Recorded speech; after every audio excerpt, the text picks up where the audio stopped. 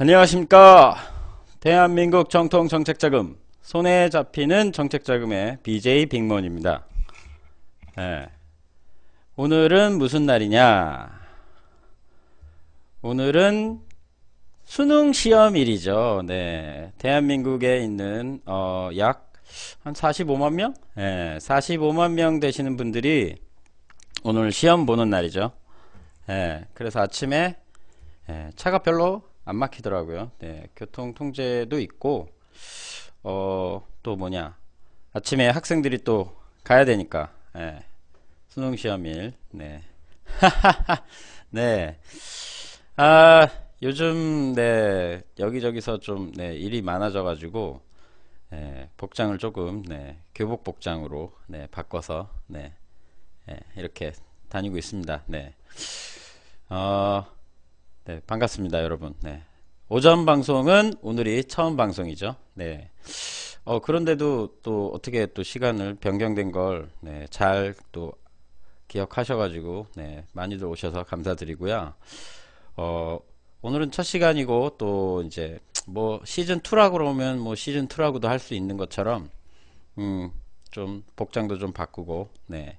여기서 좀 더 바빠지면, 네, 제 뭐냐, 그 나오는 홍보 화면에 나오는 것처럼 선글라스도 구비해서 제대로 그건 시즌 3에 할까? 네, 아무튼 네, 감사합니다.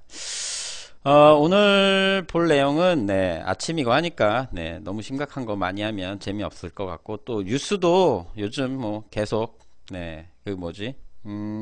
이제 박모 대통령과 최모 씨의 그런 뭐 거의 뭐 매주 뭐 그런 내용밖에 없더라고요 지금. 예. 개콘 컨셉, 개그 콘서트. 그래요. 제가 바빠가지고 개그 콘서트를 요즘 많이 못 보는데, 네, 예전에 그 수학과외 할 때는 네, 개그 콘서트 보고 많이 연습해서 학생들 좀 즐겁게 해주려고 많이 노력을 했었는데, 요즘은 누구를 즐겁게 할 사람이 없네요. 있으면 또 열심히 보고 따라하고 준비하고 했을 텐데, 어, 시즌 3 때 선글라스를 만약에 구비하면 그때는 네, 그때는 또 뭐 다른 컨셉으로 또 좀 약간 재미있는 컨셉으로 좀 준비를 한번 고려해 보도록 하겠습니다. 네. 오늘 볼 내용을 먼저 그럼 좀 볼게요. 수능이라서 내가 수능에 관련돼서 좀 하나 말씀을 뭐 이건 개인적인 내용이긴 한데, 뭐 제가 고등학교 2학년 때 수능 시험을 보면, 이제 저희 때는 400점 만점에 언어 영역, 수리 영역, 그리고 사회탐구 영역, 과학탐구 영역, 외국어 영역, 이렇게 5가지 영역으로 나누어서 시험을 봤어요. 고등학교 2학년 때 수능 시험 볼 때 90만 명, 저희 때 이제 사람이 많아가지고 90만 명, 90만 명이 응시를 했는데, 제가 그때 약 50만 등 정도 했습니다. 퍼센트로 보면은 한 50%에서 60% 사이 정도 되겠죠. 그때 이제 지금 이맘때쯤이었어요. 네, 이렇게 한 11월, 거의 이제 기말고사 이제 했을 때쯤, 그때 이제 이 생각을 했어요. 제가 지방에서 이제 경주에 있는 문화고등학교를 다닐 때인데, 제가 다니는 학교는 그 지역에서 세 번째, 5개의 학교가 있는데 5개 학교 중에서 중간 정도 되는 중간 정도 되는 학교예요. 그래서 공부를 뭐 그닥 그렇게 막 잘하고 그러진 않았어요. 물론 이제 내신은 잘했어요. 네. 내신은 뭐 전교 한 10등 이내 들어갈 정도로 잘했죠. 물론 고2 때 그때쯤이었으니까요. 그때 이제 수능 시험은 모의고사를 봤을 때니까, 모의고사는 약 50만 등 정도 했고요. 그때 너무 정말 힘들었던 게, 공부를 해도 어떻게 해야 되는지에 대해서 이 감이 없었어요. 그래서 그때 이제 목표를 좀 잡아야겠다. 그래서 이제 그때 목표를 잡은 게, 원래 이제 목표가 항공기 조종사 파일럿이었어요. 그래서 파일럿으로 목표를 잡고 공부를 해야겠다 했는데 제가 짝눈이거든요. 한쪽 눈이 좀 안 좋아요. 마이너스 1.5 정도 되고 무슨 눈이야? 네. 예. 왼쪽 눈은 정상이에요. 1.2. 그래서 그 뭐냐? 그때 이제 생각했던 게 항공기 조종사였는데 항공기 조종사는 파일럿은 그 매년 신체 검사를 받아서 갱신을 하거든요. 근데 그 신체 검사에 제가 해당이 안 되더라고요. 그래서 비행기 그쪽으로 해서 좀 같이 일할 수 있는 함께 그쪽에서 일할 수 있는 이제 그런 걸 부수적으로 찾아보니까 정비사가 있더라고요. 그래서 그 정비사로 이제 목표를 좀 변경을 해서 공부를 이제 해야겠다 생각으로 이제 공부를 했어요. 그래서 결론적으로 말씀드리면 됐어요. 네, 그래서 제가 항공대학교를 진학을 해서 잘 갔죠. 근데 그때 제 등수가 한 10만 등 정도로 됐어요. 그러니까 약 9만 몇천 등 정도 됐죠. 그래서 한 10% 정도 돼서 진학을 할 수 있었어요. 그런 것 같아요. 막연하게 그냥 뭐 그냥 잘해야지 이렇게 하는 것보다는 뭔가 목표가 있어야 되고 그거를 좀 잘 수행하기 위한 노력들을 또 해야 되는 게 사람이 그런 게 없으면 너무 인생이 무료해지는 것 같아요. 네, 그래서 공부를 좀 그래서 지금 20대 한 중반까지는 공부를 열심히 해야 되고 잘해야 되고 막 그런 거에 대한 압박감이 굉장히 심했고 그래서 굉장히 성격도 칼처럼 딱딱 맞춰서 안 하면 성격이 막 진짜 저돌적이었었어요. 근데 이제 나이가 30 좀 중반이 넘어가니까 그게 잘한 것 같지가 않더라고요. 후회가 많이들 생기더라고요. 뭐 하나 뭐 예를 들면 중학교 1학년 때부터 고등학교 3학년 때까지 저는 거의 12시까지 밤 12시까지 야자를 했거든요. 근데 고등학교 때는 아예 기숙사 생활을 했고요. 그리고 그때 이제 제 동생이 이제 3살 차이라서 이제 저희가 고등학교 1학년 때 제 동생은 중학교 1학년이었죠. 근데 제가 기숙사 생활을 하니까 동생하고 학창 시절을 같이 보내는 시간이 없었어요. 그게 좀 지금 와서는 많이 후회가 돼요. 그래서 좀 둘째 동생을 볼 때마다 좀 미안해지고 좀 그런 느낌, 그런 생각을 좀 많이 갖고 있어요. 이거 너무 이렇게 울컥하면 안 되는데. 그래서 좀 잘 돼서 둘째를 좀 잘해주고 싶은데 제 동생은 근데 지금 직장 생활 잘 하고 결혼해서 지금 이제 둘째 아기가 이제 조만간 아마 내년 아마 이맘때쯤 이제 이맘때쯤 네, 그래서 둘째 동생한테 많이 이제 좀 고마워요. 이제 결혼도 하고 또 뭐냐 둘째까지 이제 아기도 낳아주고 이렇게 해서 또 재수 씨한테도 고맙죠. 그래서 좀 뭔가 좀 더 그래서 보태주고 싶은데 제가 좀 많이 요즘 힘드네요. 그런 그러니까 그런 경제적으로 좀 많이 힘드네요. 아무튼 여러분 그래요.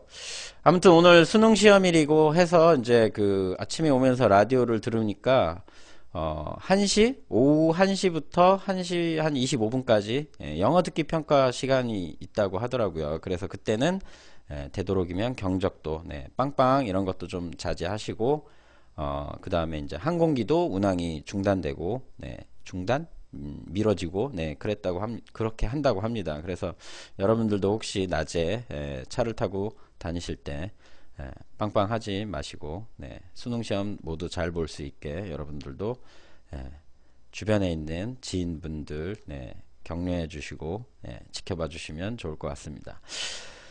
자, 그럼 오늘 볼 내용을 보기 전에 먼저 제가 오전에 방송을 옮긴 이유가 이제 이렇게 BJ 분들이 새롭게 많이 이제 지금 이제 생겼다? 지금 많이 이제 출사표를 내고 지금 이제 준비 중이신 분들이 이제 있거든요. 물론 기존에 지금 하시고 계신 분 두 분도 있으시고 굉장히 잘해주고 계시고요. 좀 아쉬우면은 우리 방송이 아프리카 TV에서 조금 아직까지는 인지도가 너무 없다는 거, 그게 조금 아쉬운 면이 있는데 아마 내년 이맘때쯤 되면은 내년 이맘때쯤 되면 아마 지금보다는 뭐 한 10배 정도는 사람들이 같이 함께 할 수 있는 사람들이 많아질 거라고 기대하고요. 또 저희는 또 유튜브에 이제 한국기술개발협회 채널에 많은 동영상들이 지금 예, 누적되고 있다. 많이 이제 보실 수 있는 자료들이 많이 있으니까 예상외로 사람들이 또 처음부터 끝까지 보시는 분들은 많이 없는데 이제 중간중간에 이제 이렇게 보시는 분들이 있더라고요. 그래서 제가 이렇게 다녀보면 그러냐고 하면서 말은 안 하는데 뒤로 이렇게 보시는 것 같더라고요. 그래서 이제 제 명함에 이제 이름이 있으니까 아무래도 이제 그거를 한번 검색을 해보시고 찾아보시는 것 같은데 뭐 다는 안 보시는 것 같아요. 근데 아무래도 이제 많은 동영상들이 쏟아지고 뭐 이게 저희가 하는 방송이 그렇게 그닥 그렇게 재미가 막 팍팍 솟아나고 뭐 그렇지는 않잖아요. 그죠? 조금 관심을 갖고 이렇게 집중해서 보셔야 그 재미있는 것도 느껴지시는 거죠. 그 개그 코드도 서로 조금 맞아야 이게 재밌는 거 있잖아요. 그죠? SBS 같은 경우는 좀 젊은 사람들이 많이 보고 10대들 개콘 같은 경우에는 이제 저 같은 좀 한 20대 30대 이런 사람들이 많이 보고요. 그러고 보니까 어른들이 볼 만한 개그 프로그램은 없네요. 예. 이게 좀 세대 간의 이런 통합을 할 수 있는 개그 프로그램들이 좀 다양하게 있어야 되는데 그러고 보니까 그게 없네요. 그래서 어른들이 좀 재미있는 것들을 볼 수 있는 것들이 없어서 맨날 시사 방송만 보시나? 뉴스데스크보단 JTBC에 손석희 사장님 나오는 그 뭐지? 뉴스룸. 뉴스룸이 더 좋죠. 이번에 그 박모 대통령과 최모 사건도 원래 그 처음에 의뢰가 들어갔던 게 제가 알기로는 MBC로 먼저 의뢰가 들어갔어요. 그 자료를 갖고 그 있는 사람이 근데 MBC에서 일명 까이고 그리고 이제 그거를 알았던 이제 JTBC 기자가 그걸 찾아가지고 이제 방송에서 터트렸죠. 아마 그 뒷이야기들이 나중에 나오면 굉장히 또 재미있는 하나의 프로그램이 될 것 같아요. 그리고 오늘 오면서 나온 그 라디오 뉴스를 들은데 그 초점이 지금 또 정유라 씨한테 가 있더라고요. 정유라 씨가 고등학교 3학년 때 출석 일수가 17일밖에 안 된다. 그렇게 돼 있고 시험도 안 봤는데 수학 시험, 체육 시험 뭐 이런 거 다 100점 받았다 그러더라고요. 물론 뭐 저도 개인적으로 고등학교 때 3년 동안 학급 서기를 했어요. 여러분들 학급 서기가 뭐 하는 건 줄 아세요? 선생님들 이제 출석부 같은 거 정리해드리고 그다음에 이제 학급 일지를 써요. 매일매일 씁니다. 학교 다니는 날. 저희 때는 또 토요일까지 학교를 갔으니까 월요일부터 토요일까지 학급 일지를 쓰는데 제가 그 글씨를 좀 여성스럽게 이렇게 동글동글하게 쓰니까 학급 서기를 했어요. 그것도 또 재밌는 비화가 있는데 그건 또 다음에 말씀드리고요. 급사가 아니고요. 뭐지? 학급 일지. 학급 일지를 작성하는 거예요. 그날 수업했던 내용들 쓰고 그다음에 이제 오전에 수업하기 전에 물론 그쵸? 수업하기 전에 그 뭐 하는 거죠? 선생님들이 그거 하잖아요. 뭐죠? 뭐라 그러더라 그걸? 그 까먹었어. 그리고 또 종례하실 때 이제 하는 이제 어떤 전달 사항에 관련된 내용이나 뭐 이런 것들. 떠드는 사람 칠판에 이름 적는 거. 그거는 잘 안 했어요. 저희 때는 많이 맞는 시대였기 때문에 떠드는 사람 칠판에 적기 전에 이미 그 사람은 몇 대 맞고 있어요.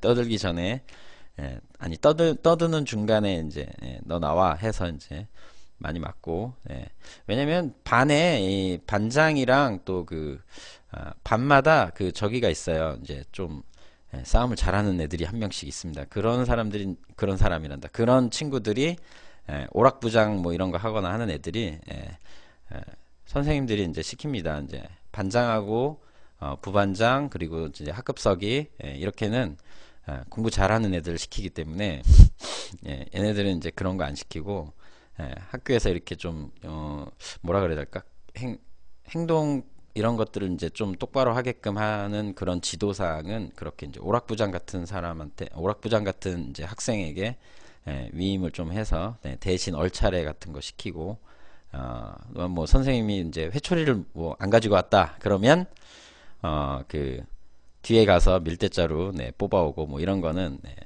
그 오락부장이 네, 해서 선생님 갖다 드리고 네, 그래서 좀 분업화가 잘 돼 있고 그래서 학교 반 친구들의 대부분이 거의 뭐 임원들이었다고 봐야죠. 네, 거의 한 절반 이상이 네, 다 이렇게 직무가 있어가지고 직무가 아니라 그건 뭐라 그러지? 학급의 그런 거? 예. 그래요. 네, 이야기는 이제 여기까지 하고요. 네, 오늘 할 거 보도록 하기 전에 새로운 또 BJ 분이 한 분 또 이번 주에 네, 또 오셔가지고 네, 다음 주 수요일 방송 준비를 하고 있습니다. 네, 전문 방송 경력자 분이시고 당연히 네, 외모가 출중하십니다. 네. 새로 지금 뽑고 있는 BJ 분들은 네, 저의 눈으로 외모가 출중하신 분들을 위주로 해서 네, 지금 네, 뽑고 있습니다. 네. 그래서 먼저 첫 번째 볼게요. 정심리 카페를 보시면 네, 잘 나오나? 네, 잘 나오네요. 정심리 카페를 보시면 네, 정책자금 실무 도우미 카페 네, 보시면 이렇게 다음 주에 지금 이제 방송 예정이신 BJ 공주님이 새로 지금 이제 준비 중이시고요. 방송은 지금 수요일 저녁 9시로 지금 예정이 되어 있습니다. 그리고 굉장히 그래요. 맞아요. 예, 예뻐요. 네. 사진은 조금, 아무래도 이제 좀, 네, 그, 뭐지? 꾸미는 프로그램 있잖아요. 네, 그런 걸로 인해서, 조금 되게, 날카롭게 나왔다 그래야 되나? 좀 그런 게 있는데, 실물은 굉장히 좀, 네, 훨씬 더 좋습니다. 실물도 좋고, 특히 저는 이분하고 통화를 되게 많이 했었는데, 이제 예선이 뭐지? 뭐라 그러지? 선정되기 전까지 네, 제가 전화를 많이 했어요. 목소리가 너무 좋았어요. 이게 전화 통화를 하는 목소리가 통통 튀시고, 정말 아나운서인데 좀 밝고 경쾌하고, 네, 그런 분. 아마 여러분들이 지방 어떤 그 케이블 방송에서나 또는 뭐 정규 방송, 이분이 또 경력이 KBS에서도 방송을 하신 경력이 있으시고, 리포터 활동도 하시고 하셨기 때문에 여러분들이 아마 어떤 뭐 그런 리포터들이 나오는 방송들을 보신 적이 있다면, 아마 낯설지 않고 낯이 익으신 걸로 볼 수도 있어요. 네. 저하고 친척, 네, 절대 아니고요. 네, 제 친척 중에 이런 분 있으면 제가 지금까지 솔로로 있진 않았을 거예요. 네, 이분을 통해서 소개받았겠죠. 네, 그래서 제목은 설레이는 정책자금이라고 합니다. 설레이는 정책자금. 네, 아무튼 컨셉은 그렇고요. 그래서 다음 주 수요일 저녁 9시에 할 거고요. 귀가 닮았다. 이거 어디 무슨 소설책에 나오는 이야기인데. 소설책 뭐 보면 뭐 발가락이 닮았다 뭐 그런 내용이 있는 그 국어 시간 참. 네, 거기 나오는 내용 비슷한데 네, 절대 아니고요. 저희 친척 아니고요. 이분 또 파워블로거 정도 수준 되시는 굉장히 그 어떤 SNS 활동도 굉장히 많이 하시고 다방면의 홍보 활동, 방송 활동, 지금은 또 프리랜서로 또 여러 개 또 활동을 하시고 있다고 해요. 이제 자세한 것들은 또 다음 주 수요일 날 여러분들 많이 질문을 또 하셔서 해소를 하시고요. 오늘은 BJ 공주의 설레이는 정책자금 또 많이 또 봐주시고요. 저희 방송은 항상 또 한국기술개발협회 채널, 유튜브 채널에 보시면 또 있으니까 거기서도 다시 제 방을 많이 보시면 감사하겠습니다. 오늘 할 내용 본격적인 건 첫 번째 정실미 카페의 카테고리를 보시면은 왼쪽에 정실미 커뮤니티 한마당이라는 게 있어요. 정실미 카테고리는 조금 많이들 어려워해요. 저도 아직도 이렇게 좀 어색하고 그러게 한 1년 가까이 1년 그렇지. 1월 달쯤에부터 1월 달 전이지. 12월 그때쯤부터 봤으니까 11월 이맘때쯤이지. 11월 중순. 그러네요. 그러고 보니까 저는 항상 어떤 일을 해서 새로 할 때 항상 이맘때쯤 생각했던 것 같아요. 근데 작년 이맘때쯤 이제 그 정실미 카페도 보고 한국기술개발협회도 보고 물론 다른 이제 정책자금 관련 네, 사이트 네, 또 에도 많이 찾아보고 하다가 이제 여기를 왔죠. 정실미 커뮤니티 한마당을 보시면 첫 번째 카테고리가 코테라TV BJ 영상이에요. 네, 물론 여기 연결하시면 유튜브 영상 보실 수 있고요. 두 번째 카테고리가 큐핏닷컴. 네, 이게 이름이 조금 어렵다 그랬죠. 네, 아무튼 네. 근데 따로 글자를 띄어서 생각하면 어렵진 않은 것 같아요. Q가 CUE, Q. 왜 우리 방송할 때 Q 하잖아요. Q. 그래서 Q. 그 다음에 핏. 핏은 조금 이제 약간 굴리면 fit이 되잖아요. 그래서 고정되는 거예요. 이게 큐핏 되는 거. 그죠? CUEPIT. 네, 당연히 쇼핑몰이니까 닷컴으로 이렇게 되어 있어요. 그래서 큐핏닷컴 여러분 들어가시면 네, 상품이 생각보다 그렇게 많진 않아요. 근데 거기 그 로그인하려면 이제 회원가입 하셔야겠죠. 회원가입해서 거기 요청을 하시면 여러 상품들을 다시 업로드 받으실 수 있어요. 그리고 전화하시면 네, 전화하시면 어떤 이 상품은 업로드 해주세요. 그러면 여러분들 또 그 상품에 대해서도 여기서 큐피타컴에서 구매를 하실 수 있고요. 큐피트였는데 이제 글 큐피트닷컴 하면 이제 기니까 이제 두 글자로 했나?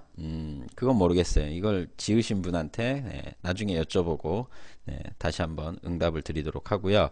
그 다음 뭐 출석부 자유 게시판, 자유 홍보 광고 게시판에서 광고 게시판들 관련해서 두 개 있고, 오늘 볼 내용은 한 계단 올라서기예요. 한 계단 올라서기. 근데 한 계단 올라서기에 있는 내용들은 어떤 뭐 약간 철학적인 내용들이 좀 많고요. 그래서 그 중에서 오늘은 좀 가볍게 그 내용은 이제 또 다음 주에도 하나 이제 한 계단 올라서기에 있는 내용을 같이 볼 건데요. 그 중에서 제가 이제 오늘 한 가지만 뽑아서 보는데 제일 거의 끝에 마지막에 있는 내용인데, 이거는 제가 개인적으로 이제 어떤 컨설팅을 하면서 이런 회사를 좀 만들고 싶다 하는 그 카드 뉴스가 하나 올라와 있어서 제가 그거를 지난주에 깜빡해서 그게 어디 인터넷에 있었던 것 같은데 이제 그걸 깜빡한 것 같아요. 그래서 여러 군데를 찾다가 우연찮게 이 한 계단 올라서기라는 요 카테고리에서 다시 봤어요. 그래서 좀 같이 한번 보시고요. 좋은 글들, 뭐 원래 철학적인 사람들이 하는 말들은 다 좋은 글들이 많아요. 그리고 이 글을 쓰신 분도 약간 철학적으로 심오하신 분이 쓰셨어요. 그래서 나름 좋은 글 맞습니다. 좋은 글 많고 개인적으로는 좀 지금 한 100 한 10개 정도 이제 글이 올라와 있는데 개인적으로는 한 1000개까지 좀 글을 썼으면 더 좋지 않을까 그런 생각이 듭니다. 그러면 오늘 볼 내용에 한 계단 올라서기를 볼 건데, 이거 보기 전에 지금 이제 박모 대통령과 최모 씨 관계에서 우리가 이제 게이트라고 하죠. 이걸 지금 최순실 게이트라고 하잖아요. 여러분들이 왜 어떤 그 대통령 아니지 어떤 그 정치적으로 어떤 그런 문제가 이렇게 있는 것들을 왜 게이트라고 하는지에 대해서, 이 게이트의 유래 방송, 게이트의 유래에 대해서 이제 오늘 처음 한번 먼저 보고요. 그 다음 한 계단 올라서기에 있는 마지막에 달려있는 내용인데, 오늘은 글을 볼 게 아니고 카드 뉴스를 볼 거예요. 그래서 먼저 게이트의 유래를 보도록 할게요. 게이트의 유래. 게이트. 게이트가 뭐예요? G-A-T-E. 영어 공부시키네. 영어 방송은 아니고요. 게이트가 문이잖아요. 문. 또는 통로. 이런 걸 게이트라고 하죠. 우리가 문, 통로. 그럼 뉴스에 나오는 게이트는 무슨 뜻인가요? 이제 이런 것들을 이제 물어본 거죠. 무슨 뜻이냐? 왜 게이트라는 표현을 썼냐 봤더니, 최순실 게이트라는 표현을 이제 요즘 언론에서 많이 나오죠. 뭐 지금 거의 뭐 몇 주 동안 계속 나오잖아요. 그런데 이게 뭐냐, 어떤 정치적으로 이제 어떤 의혹 사건들이 있었을 때 우리가 게이트라는 이름을 붙인대요. 게이트 영어 단어로 문, 출입구 뭐 이런 뜻. 뭐 출입구 뭐 여러 가지 많죠. 그렇죠. 구멍 같은 것도 게이트라고 할 수 있죠. 또 뭐 우리가 비슷하게 쓰는 것들 중에 하나가 비상구 같은 경우는 엑싯이라고 쓰죠. 정치판에서는 이 게이트라는 말을 정부나 정치 권력과 관련한 대형 비리 의혹 사건을 우리가 게이트라고 통칭한대요. 그럼 도구 게이트면 어떤 강아지로 인해서 개로 인해서 정부나 정치 권력과 관련된 어떤 비리가 있다. 그러면 도구 게이트가 되겠죠. 또는 뭐 미국 사람들은 영어로 이름 쓰니까 그 사람 이름이 뭐 게일 도그다. 그러면 이제 그런 거를 이제 도구 게이트라고. 아, 아, 그 말이었어요? 도구 게이트가? 아, 콩글리시 같아요. 그거는 정상적인 영어가 아닌 것 같은데요. 도구 게이트라고는 말은 영어에 없을걸요. 네. 콩글리시, 네. 그런 건 초등생이나 중등생 애들이 쓰는 말이지. 뭐, 네. 이 어른들은 그런 거 안 쓰죠. 그리고 그런 건 아재 개그 같은데. 네. 개구멍. 네. 권력형 비리 사건을 우리가 이제 게이트라고 하는데, 그 근거가 뭐냐면 미국에 워터게이트 사건이라는 게 있었대요. 워터게이트 사건이 꽤 옛날에 있었던 사건이더라고요. 국가정보요원인데 이 사람이 배관공이에요. 배관공. 약이 아니라 딱 나와 있네. 1972년 6월 워터게이트 빌딩에 있는 민주당 선거운동본부에 배관공이 도청장치를 설치했다. 민주당 선거본부에다가 도청 장치를 했네요. 네. 알고 보니 배관공은 국가정보요원이었어요. 자, 왜 그러면 설치했냐? 그때 이제 닉슨 대통령이 아마 재선을 하려고 했던 것 같아요. 그쵸? 미국은 연임제가 되잖아요. 그죠? 물론 1회지만 연임제가 되잖아요. 그래서 지금 이제 끝나서 누구지? 트럼프가 이제 대통령 지금 이제 됐잖아요. 그때 그 전에 이제 지금 오바마 대통령이 대통령을 2번 했죠. 근데 미국은 대통령을 연임하는 대통령이 생각보다 상당히 많은 것 같아요. 그래서 오바마가 대통령을 몇 년 했어요? 8년 한 거죠. 미국은 대통령 그 기간이 몇 년이요? 8년, 4년이잖아요. 그죠? 4년? 5년인가? 제가 알고는 4년인 걸로 알고 있는데 아무튼 우리나라 대통령은 5년이잖아요. 임기 기간이 5년이고 미국은 4년. 그래서 연임해서 8년간 이제 대통령직을 수행하죠. 닉슨 대통령도 이제 아마 재선을 하려고 했던 것 같아요. 그런데 닉슨 대통령이 아마 민주당 의원이었나 모르겠네. 그건 안 알아봤네. 그래서 재선을 하기 위해서 이제 이 국가정보요원을 시켜서 도청장치를 민주당 거기다가 이제 선거운동본부에다가 이제 그 통로에다가 거기다 설치한 거죠. 근데 이게 이제 그 통로에다가 설치했잖아요.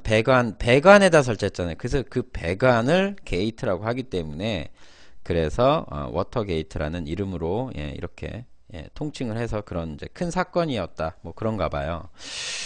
그런데 자, 우리나라에도 비슷한 사건이 하나 있었어요. 그 코리아 게이트라고 해가지고 박동선 사건이라는 게 있었대요. 이것도 비슷한 해에 일어났어요. 아까도 1972년, 이건 1976년. 1976년이면 대통령이 누구였을 때죠? 타카키 마사오가 대통령 할 때죠. 타카키 마사오가 있을 때 미국에 이제 로비를 하러 이제 이 박동선이라는 사람을 보냈나 봐요. 그래서 이걸 이제 코리아 게이트라고 이름을 붙였다고 하네요. 그쪽에서. 한국 정부가 박동선이란 로비스트를 내세워 미국 국회의원들에게 거액의 로비 자금을 제공했다. 이게 우리나라가 좀 굉장히 좀 잘 못 살 때였죠. 그러니까 이게 게이트라고 이제 코리아 게이트라고 이름이 붙여진 거겠죠. 근데 만약에 우리나라가 미국보다 강대국이었으면 좀 더 잘 살고, 물론 아직도 우리가 미국보단 안 되지만 잘 살고 그랬으면 이건 로비스트 사건이 됐겠죠. 그냥 로비스트 사건. 근데 로비스트가 뭐 그닥 그렇게 나쁜 사람들은 아니잖아요. 그죠? 로비스트나 우리 컨설턴트나 로비스트나 그렇게 둘 다 그렇게 뭐 나쁜 짓을 하는 사람들은 아닌데 이 이름으로 인해서 다른 일들을 해서 이제 아마 좀 문제가 된 것 같아요. 그래서 미국 의회에 이제 로비 자금이 왔다 갔다 한국 정부에서 그러면 이 로비 자금을 누가 줬겠어요? 타카키 마사오가 줬겠죠. 뭐 모르죠. 타카키 마사오는 돈이 없으니까 뭐 그 밑에 이제 그 경제인 연합, 뭐 그때는 없었겠지만, 네, 그런 사람들이 이제 지원을 했겠죠. 근데 미국은 여러분들 그 미드 중에서 그 저기 뭐죠? 미드 중에서 그 꽤 인기 있는 미드 있잖아요. 정치 관련 미드. 그 케빈 스페이시 나오는 그 사람이 이제 대통령 되려고 해서 이제 대통령 된 그 드라마 있는데 하우스 오브 카드라고 하는, 제목이 확실히 맞나 모르겠는데 그 미국 드라마 보면, 거기서 이제 그 뭐죠? 군수업자에서 나오는 이제 로비스트가, 케빈 스페이시랑 같이 이렇게 손을 잡고 막 하고 또 헤어졌다가 뭐 했다가 막 그러잖아요. 그러면서 이제 대통령이 되잖아요. 그러면서 이제 뭐 기자하고도 거래를 하고 뭐 그러면서 이제 여러 가지 사건들이 나오는데, 시즌 1 봤을 때 너무 재밌었어요. 그게. 그래서 시즌 2, 시즌 3까지 다 봤는데, 아무래도 시즌이 거듭나면 날수록 이게 내용이 되게 복잡해지니까, 좀 어렵고 그래서 이제 좀 지루해지고 재미없어지고 했는데, 아마 올해 시즌 4가 나올지 모르겠네. 나올 것 같긴 한데요. 굉장히 인기가 많고, 그게 이제 우리나라에서 이제 그 LG U 플러스에서 이제 그거를 무료로, 많은 사람들이 볼 수 있게 이제, 물론 고가 요금제를 사용해야 되지만, 그런 서비스를 했었죠. 여러분도 한번 시간이 되시면 하우스 오브 카드 한번 보십시오. 너무너무 재밌어요. 그거랑 비슷한 또 정치 관련 미드가 있는데, 그건 뭐 외계 생명체가 이렇게 와가지고 사람 속에 들어가서 뭐 이렇게, 정치는 에, 어, 그런 거다라는 이제 그 풍자한 미드도 있어요. 그래서 이제 그건 제목을 모르겠어요. 그게 훨씬 더 재밌긴 해요. 되게. 우리가 생각하는 것처럼 정치가 흘러가지 않는다는, 정치가 되고 있는 건 아닐 수도 있다는 뭐 그런 이야기를 했는데, 그렇죠. 에얼리언이 와가지고 그 조그마한 벌레인데 귀 속에 들어갑니다. 근데 그 귀 속에 들어간 그 벌레가 그 사람의 뇌를 조종해서 어떤 이제 음모를 꾸미는데, 그 미드가 좀 흥행이 잘 안 됐나 봐요. 그래가지고 좀 중간까지 시즌 1편이 짧게 하다가 금방 끝났어요. 그리고 시즌 2가 조금 하고, 그렇더라고요. 어, 그래요. 그런 드라마가 있더라고요. 뭐 또 얘기를 자꾸 까먹어. 그래서 이제 이 박동선 사건이라는 걸로 인해서, 우리나라에서도 여러 가지 게이트들이 많았네요. 이용호 게이트, 진승현 게이트, 지금은 이제 최순실 게이트죠. 그래서 이 게이트라는 게 미국에서 어떤 그 정부나 그런 정치적으로 어떤 비리가 있던 사건이 이제 워터게이트에서 시작이 됐다. 그래서 우리도 게이트란 이름을 붙이기 시작했다는, 그런 내용입니다. 자, 그럼 두 번째 내용 볼게요. 자, BJ 빅머니, 저죠. 제가 꿈꾸는 회사, BJ 빅머니가 꿈꾸는 회사의 롤모델 같은 거예요. 롤모델. 제가 처음에 수능 시험 얘기하면서 그 얘기했죠. 목표를 가져야 꿈꾸는 게 현실화 된다는. 제가 꿈꾸는 회사, 이 내용이 저희 정실미 카페에 보면 그 왼쪽 카테고리에서 한 계단 올라서기, 한 계단 올라서기에 보면 이 카드 뉴스가 올라가 있어요. 그래서 여러분도 다시 한번 천천히 보시면 좋을 것 같고요. 저랑 지금 같이 볼게요. 이 카드 뉴스는 그 스브스 뉴스라고 하는 데서 나온 내용이고요. 스브스가 뭐냐면 SBS의 약자예요. S가 스, B가 부, S가 스 해서 스브스 뉴스. 최저연봉 8천만 원인 회사. 이게 2000년대 2010년쯤 나온 뉴스예요. 이게 2012년인가 그때쯤 나온 뉴스라, 2013년 뭐 그때쯤인데, 지금으로부터 뭐 한 3, 4년 좀 전이겠죠. 지금 보이는 이 사장님이 가운데 딱 이렇게 머리 길고 수염 덥수룩하게 난 이분이 대표님이에요. 이분이. 저도 2002년 월드컵 때 머리를 진짜 이 대표처럼 길렀었어요. 제가 머리가 곱슬머리라서 머리빗을 빗어도 정리가 안 되는 산발하는 곱슬머리인데, 수염도 이분처럼 기르면 이분처럼 납니다. 그래서 한 몇 년 기르면 이렇게 덥수룩하게 나겠죠. 아마 제가 이런 회사를 꿈꾸는 현실화가 될 때쯤 되면 저도 이렇게 머리를 기르고 수염을 기를 거예요. 그때는 아마 담배도 끊고 술도 뭐 끊고 뭐 바른 생활하면서 네, 이렇게 환하게 웃으면서 직원들과 함께 네, 잘 지내고 있겠죠. 어디서? 제주도에서. 네, 제주도와 강원도 왔다 갔다 하면서 아마 전국 세계를 돌아다니며 이게 꿈이에요. 네. 잘발? 장발. 네. 장발을 꿈꾸는 건 아니고요. 아무튼 네, 그렇습니다. 자, 이 회사 이름이 뭐냐면 Gravity Payments라는 회사예요. 네, 이게 결제 시스템 회사예요. 신용카드 결제 시스템 회사. 이걸 왜 제가 다시 떠올렸냐면 이번 주에 결제 시스템 관련해서 소프트웨어를 개발하려고 하고 또는 개발이 진행됐고 또 투자를 받으려고 하고 투자를 받으려고 하는 회사를 이번 주에 방문을 했어요. 근데 이 회사가 갑자기 떠오르더라고요. 그래비티 페이먼트라는 이 회사. 그래비티는 뭐예요? 네, 오늘 영어 공부도 같이 해야 되네. 그래비티, 중력이죠, 중력. 네, 끌어당김, 네, 이런 거죠. 네, 어떤 중심점으로 인해서 끌어당기는 그 이제 힘을 중력이라고 하는데 그걸 영어로 그래비티. 페이먼트는 결제 시스템을 말하는 거고요. 이 회사의 평균 연봉이 8천만 원이랍니다. 8천만 원. 제가 이 회사 지금 현황을 한번 조사해 보려고 그랬는데 인터넷이 너무 느린 관계로 추후에 이 회사가 지금 현재 2016년 어떻게 되고 있는지는 제가 다음에 또 다시 한번 또 같이 찾아보고 할게요. 자, 그럼 이 회사는 이분이 처음에 대표 얼굴이었나봐요. 굉장히 잘생겼죠. 아까는 참 그 바보 같은 얼굴이었는데 처음에 시작할 땐 굉장히 멋진 사장님이었던 것 같아요. 이 기업이 처음부터 많은 돈을 주지 않았다. 4월 달에 이 댄 프라이스라고 하는 파격적인 혁신 이후 이 사람이 CEO예요. 이 사람 연봉이 얼마? 12억 5천만 원 정도 되네요. 12억 5천만 원.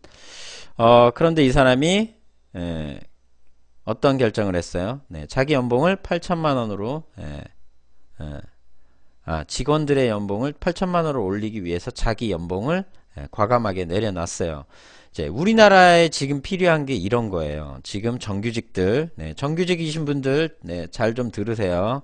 정규직인 분들, 자기들은 비정규직이 절대 될 일이 없다고 생각하고 그렇게 생각해서 비정규직이 뭘 하든 말든 관심도 없고 그러는데 그게 아니라는 거죠. 자기가 비정규직이 안 돼도 본인들 가족들 중에 누군가는 비정규직으로 일을 하고 있을 거예요.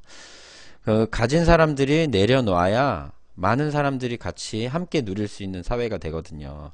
제가 예전에 있던 SK증권의 협력업체로 있던 앵커스톡이라고 하는 회사가 있었는데 거기 원래 원 회사는 소프트브릿지라고 하는 회사예요. 지금은 아마 사이트 검색하면 안 나올 거예요. 근데 여러분들이 SK증권 HTS라고 하는 홈 트레이딩 시스템이라고 하는 거를 보시면 거기에 자동 분석해주는 한 파트에 앵커스톡 프로그램이 들어가 있어요.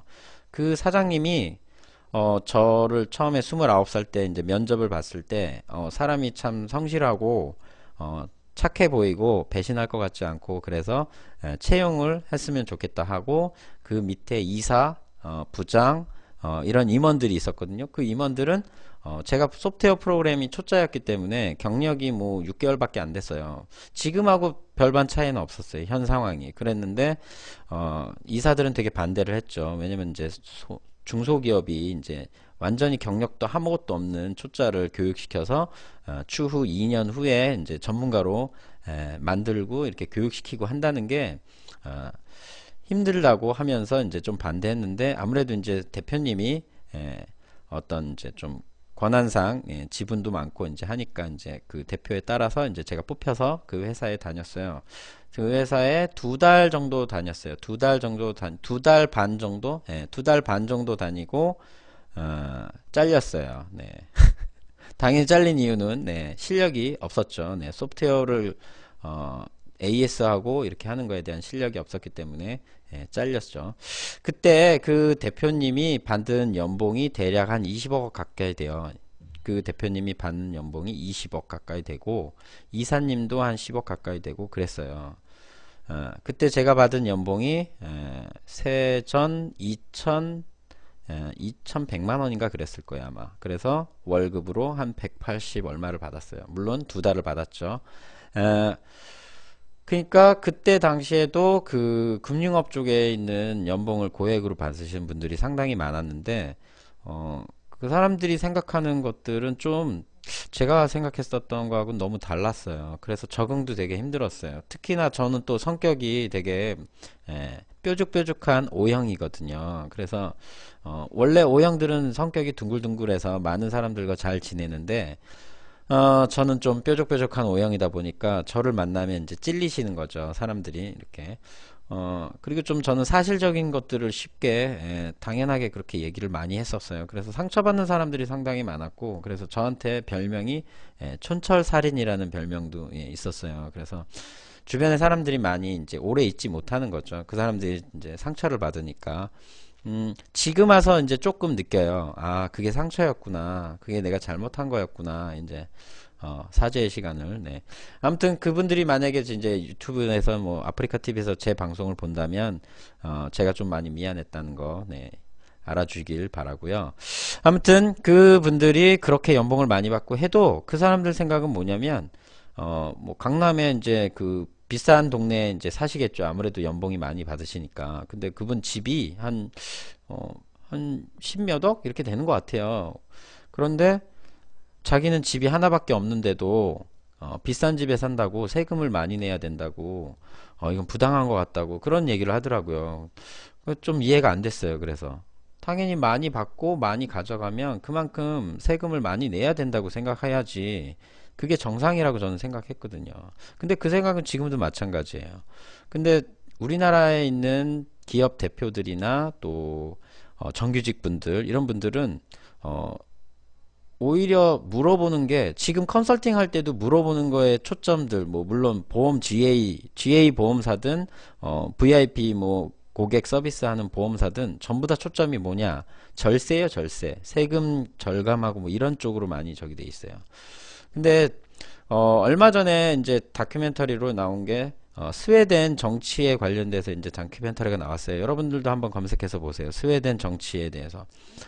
거기는 좀 달라요. 세금을 당연히 많이 내야 된다고 생각하고 그만큼 낸 게 자기 부모님에게 혜택이 있고 그 다음에 이제 이 나라를 이제 유지하고 이렇게 유지해온 이제 어른들에 대한 예우로서 이렇게 좀 세금을 내는 걸 당연하게 생각하고 또 젊은 사람들도 자기들이 나이가 들면 당연히 젊은 사람들이 또 세금을 많이 낸 거에 대한 내가 낸 거에 대한 혜택을 그때 받는 게 당연하다고 생각. 그래서 그 나라의 세금이 40%에 육박해요.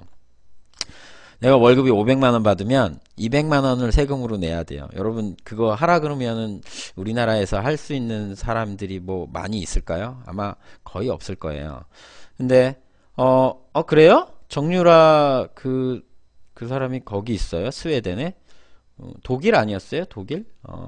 그래요. 아무튼 그렇다는 거죠. 그러니까 가진 사람들이 조금씩만 내려놓으면 물론 이 지금 제가 보여드리는 이 대표는 조금이 아니죠. 12억 5천에서 8천이면 90%를 삭감했으니까 굉장히 많이 자기 걸 내려놓은 거죠. 물론 이 사람처럼 내려놓으란 얘기는 아니지만 우리도 이런 기업들이 좀 많아지면 그만큼 누가 혜택을 볼까요? 젊은 사람들이 혜택을 보겠죠. 그러면 그 젊은 사람들은 누구한테 혜택이 돌아갈까요? 그 젊은 사람들의 부모님한테 혜택이 돌아가는 거죠. 이게 선순환 구조가 되는 거예요. 그 우리나라 대통령 중에 경제 성장을 굉장히 많이 끌어올린 대통령 3명이 있죠. 박정희, 다카키 마사오 박정희, 그다음 전두환, 그다음 노무현 대통령 이렇게 세 분이 우리나라의 이제 경제 규모를 굉장히 키워놓은 대통령이거든요.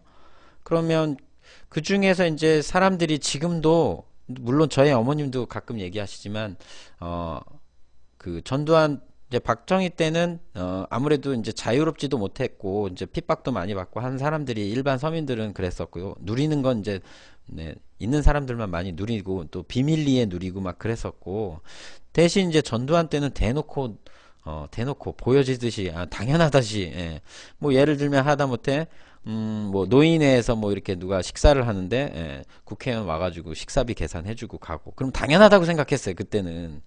그럼 그게 당연하고 또 뭐 어디 선거운동 가면은 가가지고 이제 돈 봉투 받고 봉사활동 해도 그만큼 일한 만큼 알바비 받고 그래서 저희 어머님이 굉장히 좀 활발하고 굉장히 적극적으로 잘 하시거든요. 아마 제가 그 성격을 이어받았나 봐요. 그래서 많이 선거운동 그 하나 웃기는 거는 같은 지역에 있는데 1번 후보랑 2번 후보 이렇게 해서 이제 아무래도 이제 당선 유력한 후보가 1번, 2번이 나오잖아요. 옛날엔 그랬잖아요. 그러면 저희 어머님이 1번 후보에 가가지고도 선거운동에서 알바비를 받고 다음 날은 2번 2번 후보 있는데 가서 선거운동 캠프에 가서 운동하고 일하시고 알바비 받고 네 그랬었대요. 그래서 산 증인이죠. 그때 당시에 산 증인 역사. 저희 어머님이 그래서 그런 쪽에 이제 활동을 하셔서 아마 저도 좀 그런 성향을 좀 갖지 않았나. 그래서 이 대표가 자기 연봉을 90% 삭감해서 직원들의 연봉이 수천만 원씩 올랐답니다. 그래서 당연히 최하위에 있는 일반직이 있는 사람은 25%나 올랐답니다. 이 사람이 근데 왜 그랬을까요? 이 사람이 어떤 이제 한 직원 2011년 말이니까 이 사람이 2010년쯤에 이제 이걸 생각했던 것 같아요. 그래서 2011년 말에 연봉 4천만 원. 2011년에 연봉 4천만 원도 그닥 그렇게 작은 건 아니죠. 그죠? 근데 이제 환율상 보면 아무래도 조금 미국에서는 조금 그렇게 많은 편은 아니었나 봐요. 이 직원이 무슨 고민이 있나요? 이렇게 물어봤더니 당신은 나를 착취하고 있어요. 이렇게 대답을 했어요. 당신 임금은 그래서 이제 이 대표가 얘기한 거죠. 아니 내가 너 월급 주는 건 다른 사람들도 다 그렇게 월급을 주고 있으니까 나는 그렇게 주고 있는 거야. 근데 네가 만약에 더 받을 수 있는 뭐 어떤 근거 사항이 있으면 나한테 얘기해 줘봐. 그럼 내가 월급을 올려줄게. 뭐 그렇게 얘기했겠죠 이 대표가.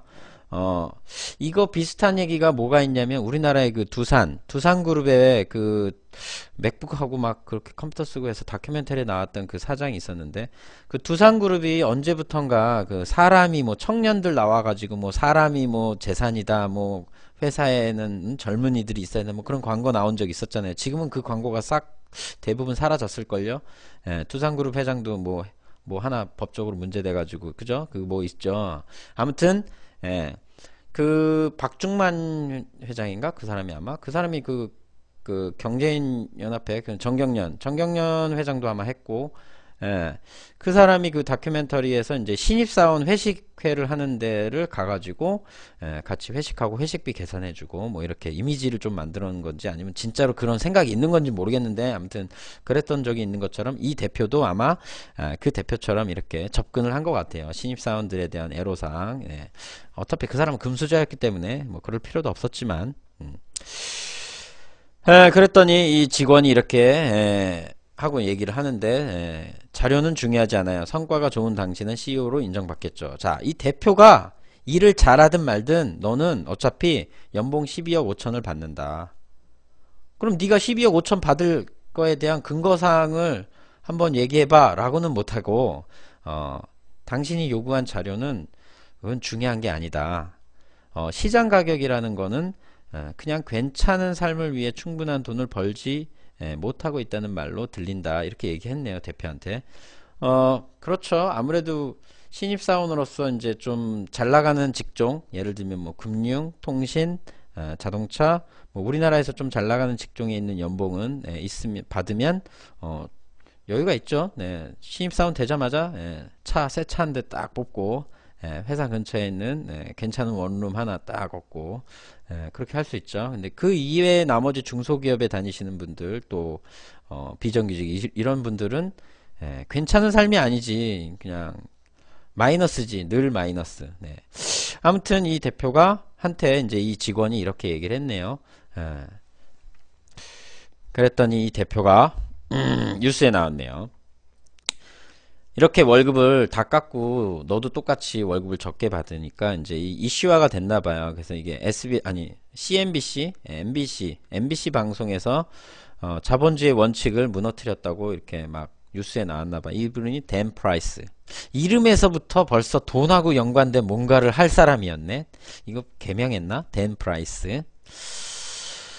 큰 파장을 이제 2011년 말에 이제 이야기를 듣고 2012년, 그쵸? 2012년에 이 회사에서 이제 대폭 연봉 정정을 했겠죠. 그랬더니 이제 기존에 있던 누가 기존에 있던 임원들이 있겠죠. 뭐 이사나 상무나 부장이나 뭐 이런 이제 상위 연봉을 받는 사람들이 굉장히 반발을 많이 했겠죠. 그랬는데 이 사람이 이제 6개월이 지나고 회사를 돌아보니까 매출과 순이익이 2배로 오르고 또 기존 고객들도 계속 이 서비스를 이용했다.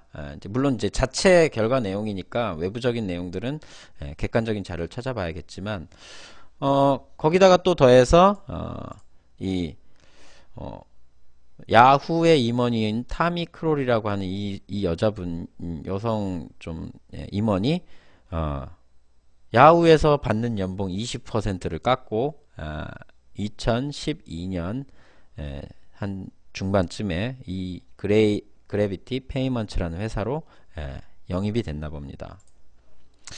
자, 그 직원이 그래서 이제 어떤 인터뷰한 내용이 마지막으로 나오네요.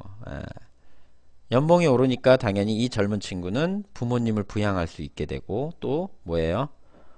독립적으로 집을 또 얻을 수도 있고 또 결혼도 할 수 있고 아이도 키울 수 있는 여유 자금이 생기는 거죠. 이런 부분이 이제 해결이 되니까 되는 것 같아요.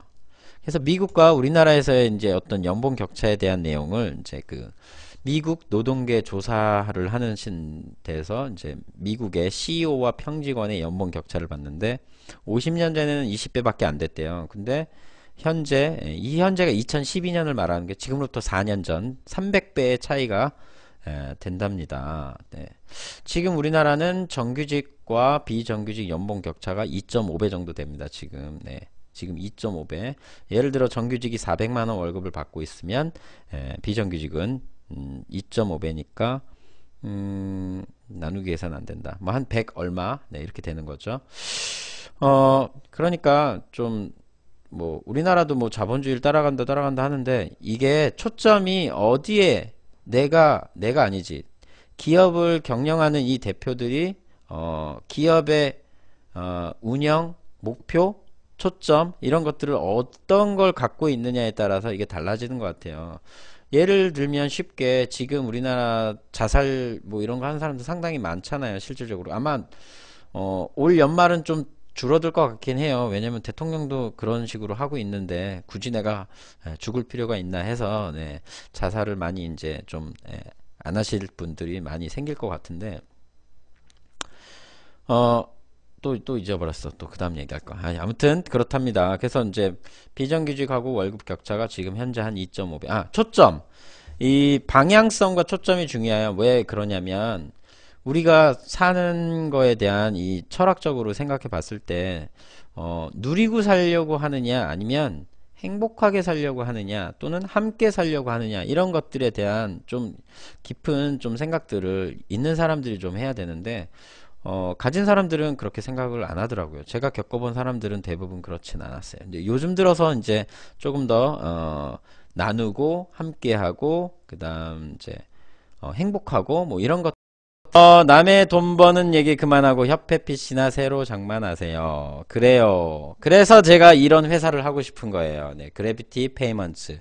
아마 이제 오늘 이 방송을 했기 때문에 잊지 않고 죽을 때까지 아마 이 회사를 기억할 거예요. 그래서 저도 모든 직원들이 다 같이 뭐 평등하게 똑같이 월급을 받는다라기보다는 그 직무에만 준하는 만큼 월급을 모든 사람들이 받으면서 일할 수 있는 그런 회사가 좀 많이 생겼으면 좋겠어요. 뭐 하다못해 제가 그 예전에 보험 GA사 다녔을 때 한 100여 군데 회사를 다녔을 때 그 같이 일하던 친구 한 명이 얘기해 준 회사가 그때가 아니구나. 그때가 아니라 대학교 때 창업보육센터에서 그 산학연 사업할 때 그때 그 뭐지 목업 만드는 이제 회사를 찾다가 한 회사를 알게 됐는데 그 회사가 어떤 회사냐면 그때 당시에 휴대폰 케이스를 제조하는 회사였어요.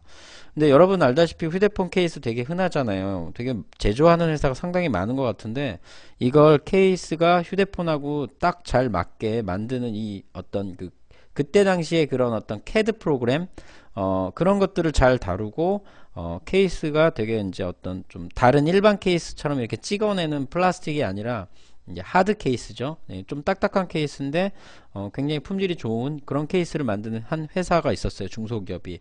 거기 회사가 연매출이 케이스로 그때 당시에 제가 들었을 때 한 10억 가까이 되는 회사였어요. 거기 직원이 5명이었어요. 그래서 그 직원이 연봉이 1억이었어요. 제가 알기로는. 그 대표는 한 2억 정도 가져가겠죠. 그럼 이제 재료비로 한 2억에서 3억 정도 들어가고, 물론 이제 이것저것 운영비 해서 한 2억 3억 들어가고, 그런 회사를 얘기를 들었어요. 그래서 되게 멋지고 쿨한 회사고, 나도 그런 회사 만들고 싶다. 그때부터 막연하게 생각했던 게 이런 이런 좀 다 같이 함께 나누는 그런 회사를 그때 꿈꿨던 것 같아요. 그리고 잊어버리고 있다가 몇 년 전이야 그때가 지금 약 10년 전이네요. 10년이 지나고 나서 다시 이제 이 비슷한 회사에 대한 걸 예, 그때 꿈꾸는 것들을 그렇게 그냥 막연하게 꿈을 꿨던 것들이 시간이 지나면서 현실화가 되어가고 있다는 거. 제가 지금 현재 이 얘기를 지금 하지만 앞으로 향후 뭐 제가 이 일을 계속해서 잘 돼서 10년 후쯤 되면 아마 그래비티 페이먼츠 같은 회사를 뭐 제가 꼭 운영은 하지 않더라도 이런 회사를 제가 만들고 있지 않을까, 그런 걸 꿈꾸는 거죠 지금. 그러면 10년 후에 현실화가 된다는, 뭐 얼토당토 안 한 얘기라고 들릴 수 있어요. 오늘은 좀 그런 얘기를 많이 하게 되는 것 같아요. 왜냐면 수능 시험일이고 저도 고등학교 2학년 지금 그때죠. 그때 당시 현재 시점엔 수능 시험 봤을 때 50만 등 60만 등 한 50% 60% 밖에 안 되는 학생이었는데 목표를 세우고 꿈을 꾸고 다 비웃었죠. 그때 학교 다닐 때 학교 선생님들조차도 그때 당시에 고등학교 2학년 때 그 수학 선생님이 별명이 가제트 선생님이었는데 그 선생님이 그때 당시에 그런 얘기를 했어요. 너네처럼 공부 못하는 애들은 죽었다 깨나도 열심히 해도 서울에 있는 학교를 갈 수 없을 거라고. 근데 그게 오기가 생긴 거예요. 그때 그 선생님이 한 얘기가 가슴에 딱 비수가 꽂히면서 어디 한번 두고 보자 속으로 생각했어요. 어디 한번 두고 보자. 정말로 안 되나 되나. 그래서 그때 고등학교 3학년 고등학교 2학년 겨울방학 때 기숙사에서 영어 사전을 영어 단어 공부하면서 영어 사전 씹어 먹으면서 영어 공부 열심히 하고, 그때 당시에 공부했던 그 영어 그 뭐지 교재가 그 뭐였지 무슨 뱅크하고 튜터였는데 리딩 튜터 리더스 뱅크. 그 겨울방학 때 리더스 뱅크 시리즈가 그때 4권까지 있었거든요. 그래서 그거를 1, 2, 3, 4주 동안에 독파하고 리딩 튜터라고 하는 시리즈 이찬승 그 유명한 저서 리딩 튜터라고 하는 그 책도 시리즈가 4권인가 5권까지 있었는데 그것도 그때 겨울방학 때 독파하고, 사전도 단어 찾으면 다 공부해서 그 한 장을 다 공부하고 막 첫 페이지 A부터 여러분 A부터 제가 그때 A, B, C, D, E까지 공부를 하면서 그 사전을 막 씹어먹고 찢어서 버리고 막 다 외웠으면 씹어먹고 찢어 버리고 막 그랬어요. 그러다가 사전을 찢어서 몇 번 먹어보니까 맛이 없어 너무. 그래서 그냥 그 다음부터는 먹지 않고 열심히 한 2달 동안, 겨울방학 길잖아요. 12월 우리 때는 좀 겨울방학 길었죠. 12월 중순부터 2월 끝날 때까지, 그러니까 2달 반 정도 됐잖아요. 그러니까 2달 동안 그렇게 공부하니까 이제 학교 선생님, 영어 선생님이 그때 이제 기숙사 담임 선생님이었거든요. 기숙사 장 선생님이었죠. 그래서 그분이 이제 열심히 공부하니까 그때 이제 3만 단어짜리 사전을 하나 줬어요. 동아에서 출판된 사전이었는데 고등학교 3학년까지 이제 나오는 핵심 단어만 추려가지고 만든 사전이에요. 그게 3만 단어 사전이었을 2만 단어인가 3만 단어인가 그랬어요. 그래서 그것만 공부하면 수능 시험의 모든 단어들을 이제 알 수 있는, 그래서 그거를 그때부터 2월 달부터 공부를 하기 시작해서 6월에 모의고사를 봤을 때 영어 모의고사 평균 점수가 제가 한 그때 당시 몇 점이었지? 한 50점? 뭐 그랬죠. 네, 그땐 공부를 못했을 때니까 50점, 40점 막 그랬어요. 근데 그렇게 공부를 6개월, 7개월, 거의 7개월이죠. 7개월을 공부하니까 영어 점수가 80점대로 올라가서 그 다음엔 이제 수학은 원래 개인적으로 좀 그냥 무난하게 잘했기 때문에 별로 그닥 많이 공부하진 않았고 영어 공부를 열심히 해서 영어가 안정화가 되니까 그때 당시 이제 여름방학에 돌입 7월달에 돌입하잖아요. 이제 기말고사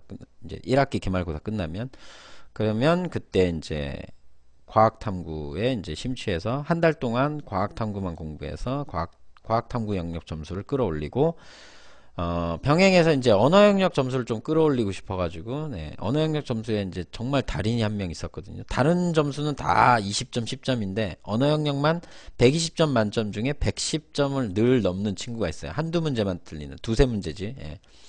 그 친구한테 좀 해달라고. 그 친구 이름이 수원이었어요. 성은 기억이 안 나는데 이름이 수원이에요. 예. 지역 이름하고 똑같아서 아직도 기억해. 그 친구 이름을.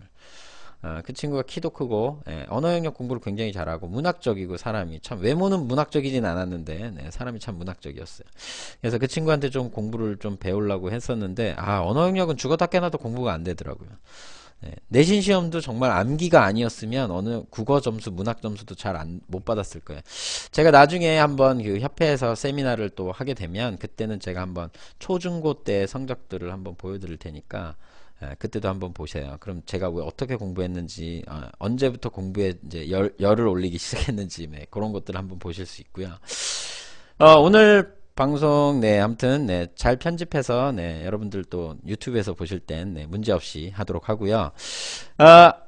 시간이 벌써 이렇게 됐네. 그러면, 간단하게 하나만 더 볼게요. 오늘 요거 말고, 원래 이제 보려고 하는 게 두 개가 더 있었는데, 하나만 더 볼게요.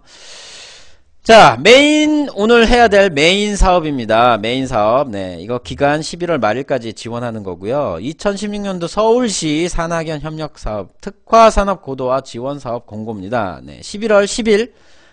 한 일주일 전쯤에 공고가 나온 거고요. 서울시에만 해당이 되니까 여러분들, 지방기업은 해당이 없어요. 사업은 서울산업진흥원에서, 이 공고가 나오네요. 서울산업진흥원. 아이고. 화면이 근데 여러분들 화면 못 보는구나. 다시 짜잔.